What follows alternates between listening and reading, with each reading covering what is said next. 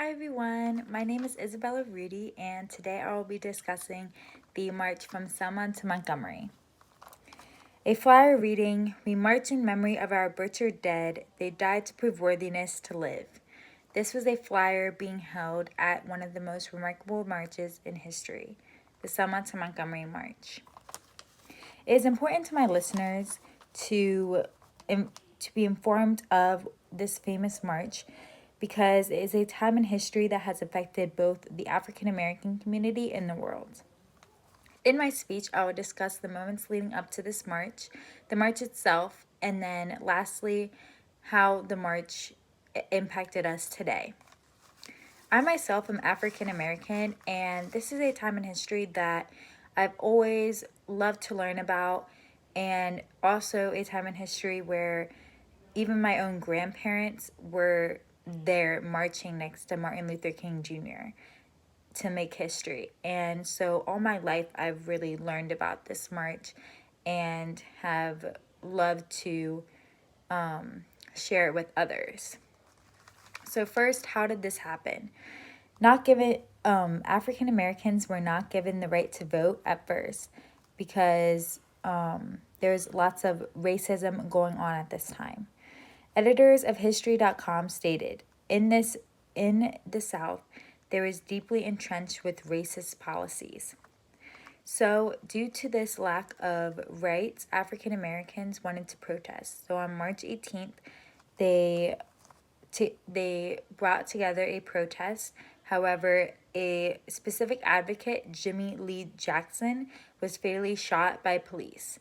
This then made many other advocates want to protest, not just for him, but for them as well, because they felt that they weren't being heard.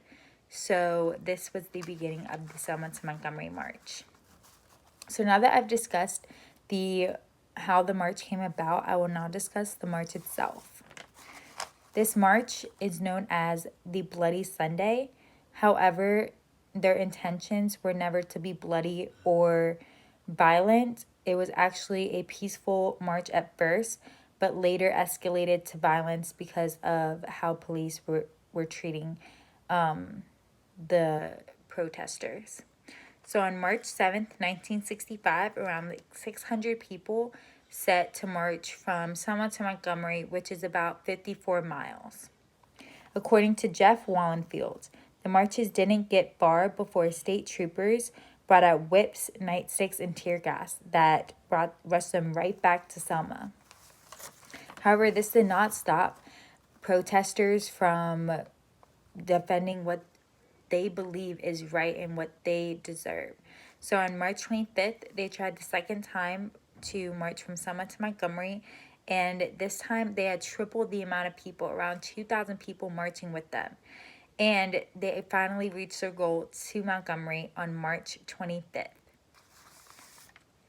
Now that I've discussed the march itself, I will now discuss how the march impacted us today.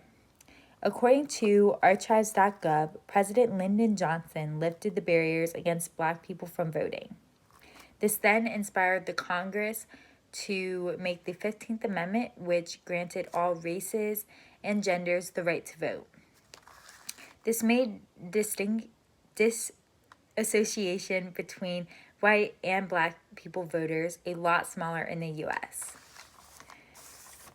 So today I've discussed how the Selma to Montgomery March came about, the march itself, and lastly, how the march impacted the world today. In conclusion, the Selma to Montgomery March was a remarkable time in history that displayed courage, bravery, and devotion. This shaped protesting today and also the African American community. However, the lives and blood lost in this day shall not be forgotten, but instead embraced and learned. Thank you.